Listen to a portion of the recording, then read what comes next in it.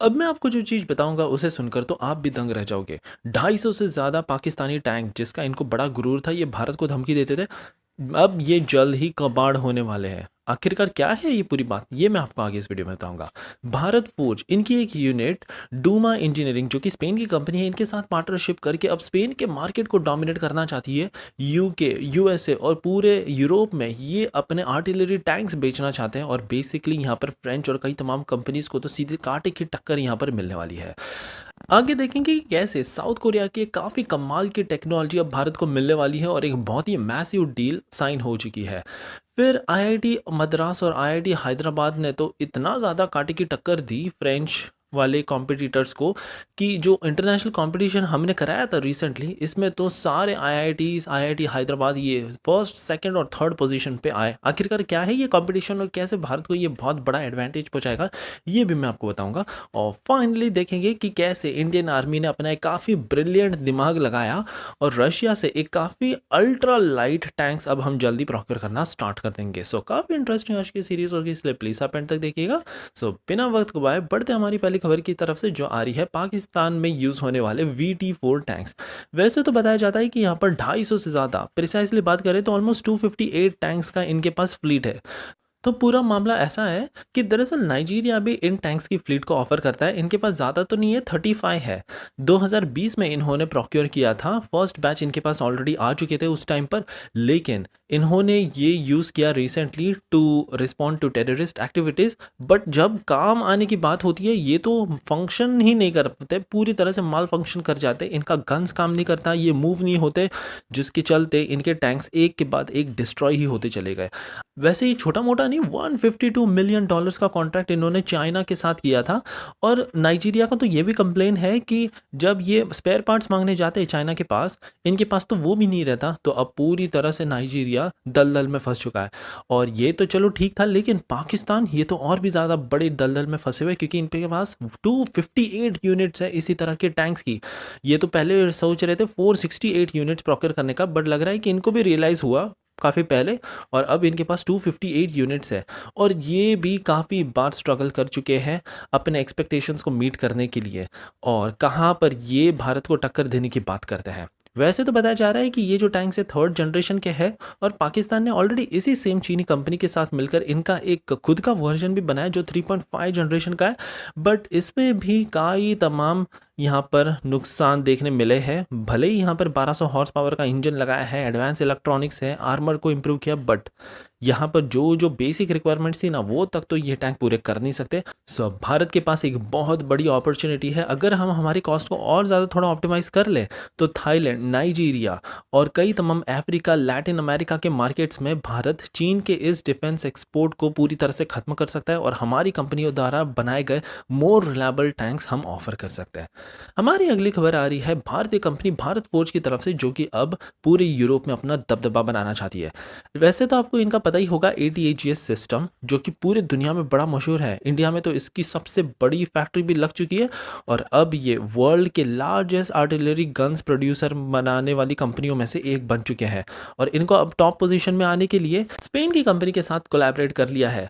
और स्पेन की कंपनी के साथ कोलैबोरेट करने का सबसे बड़ा बेनिफिट इनको ये होगा कि सबसे पहले तो जो कॉम्प्लेक्स रेगुलेटरी फ्रेमवर्क है, नेटो स्टैंडर्ड्स और सारा कुछ, ये अब इजीली हमारी ये कंपनी कर सकती है। और साथ ही में फ्रेंच और कई तमाम जो भी ग्लोबल कॉम्पिटिटर्स है, इनको इजीली टक्कर देने में हमारी मदद होगी। प्लान ऐसा है कि US army, French army, British army और ग्लोबल डिफेंस फोर्सेस में यूज़ होने वाले सारे ATAGS ऑलमोस्ट जितने भी है ना, ये सारे कुछ भारतीय कंपनीज को ही कॉन्ट्रैक्ट मिलना चाहिए, क्योंकि जो रिसेंटली रशिया यूक्रेन वॉर हो रहा है, इसमें इनकी डिमांड बहुत तेज़ी से बढ़ी है, और ये भारतीय कंपनी एक बहुत बड़ी अपॉर्चुनिटी की निगाह से भी देख रही है। और ये एक तरह से देखा जाए तो काफ़ी वैलिड भी है, क्योंकि जब इन्होंने ATAGS सप्लाई करना इंडियन आर्मी को शुरू किया था, इसके पहले से ये तो यूरोपियन कंट्रीज़ को सप्लाई करने लग गए थे। 100 से ज़्यादा गन्स इन्होंने ऑलरेडी पहले यूरोपियन कंट्रीज़ को भेजे, और फिर जाकर इन्होंने भारत को भेजे। सो वाकई में ऑलरेडी इनका थोड़ा दबदबा है, लेकिन अब ये और भी ज़्यादा स्ट्रांग बनने वाले हैं इस पार्टनरशिप से। हमारी अगली खबर आ रही है साउथ कोरिया की कंपनी से, जो कि अब भारत को एक काफ़ी कमाल के सिस्टम देने वाले हैं। हनवान एरोस्पेस, इनके साथ भारत ने 250 मिलियन से भी ज़्यादा बड़े कॉन्ट्रैक्ट को साइन कर लिया है। इनके K9 हॉइट्जर्स जो कि बहुत ही ज़्यादा दमदार बताए जाते हैं बैटलफील्ड में, इनको प्रोक्योर करना भारत अब स्टार्ट कर देगा। ऑलरेडी भारत के पास इसकी कुछ फ्लीट है। हमने पहले ही भी इनसे $370 मिलियन के ऐसे कई तमाम कॉन्ट्रैक्ट किए थे 2017 में, फिर 2020 में, और अब ये फिर से एक बहुत बड़ा कॉन्ट्रैक्ट इनके साथ साइन हो चुका है। ऑलरेडी K9 को कई तमाम कंट्रीज, पोलैंड, रोमेनिया और अब तो भारत भी इसको मैसिवली यूज़ कर रहा है। और ऑफ कोर्स यहाँ पर हाई ऑल्टीट्यूड वाले रीजन्स में ये गेम चेंजिंग बताया जाता है। यहाँ पर कंपनी ने भी कहा कि भारत अब अपने डिफेंस फोर्सेस को बहुत ही ज़्यादा स्ट्रॉन्ग करने में लगा हुआ है। ऑलरेडी भारत तो 62,700 करोड़ रुपीस के कॉन्ट्रैक्ट अनाउंस कर चुका है फॉर 160 लाइट कॉम्बैट हेलीकॉप्टर प्रचंड के प्रोक्योर के लिए। फिर इंडियन एयरफोर्स तो कई तमाम लाइट कॉम्बैट हेलीकॉप्टर्स और फाइटर जेट्स भी प्रोक्योर करना चाहती है, और इसमें यूज होने वाले कंपोनेंट्स के लिए भी एक बड़ी जीत इनके लिए हो सकती है। तो देखने लायक होगा कि साउथ कोरिया के साथ भारत और कैसे अपना डिफेंस टाइम मजबूत करता है। हमारी अगली खबर भारत की आईआईटी की तरफ से आ रही है। अब यहाँ पर एक global swarm rescue challenge organise किया गया था, जहाँ पर फ्रेंच से कई तमाम टीम, फिर यूरोपियन कई तमाम टीम और भारत की आईआईटी मद्रास और आईआईटी हैदराबाद की भी टीम चली गई थी।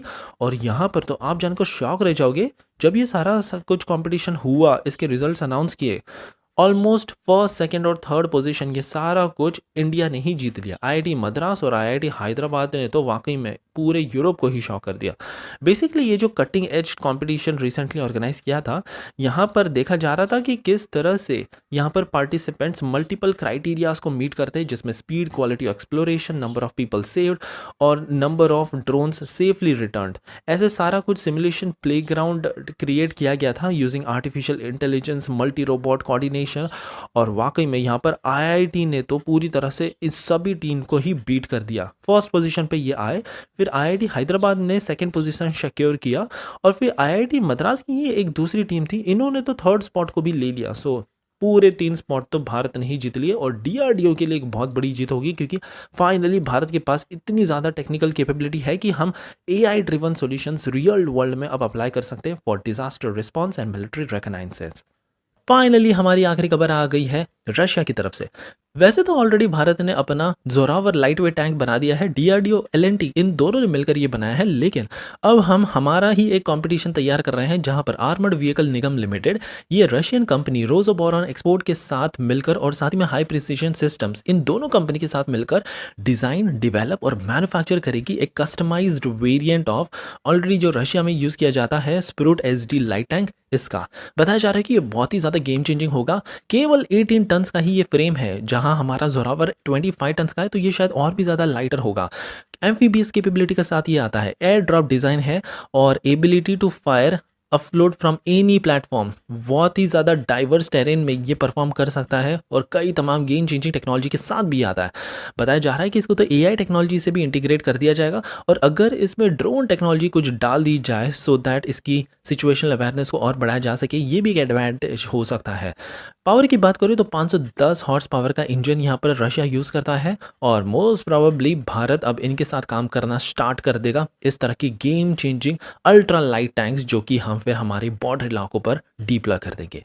सो ये थी हमारी आज की अमेजिंग सीरीज। होप आपको आज की सीरीज पसंद आई हो, और एज यूजुअल प्लीज़ एक लाइक करना मत भूलेगा इसी तरह का कमाल का सपोर्ट दिखाने के लिए।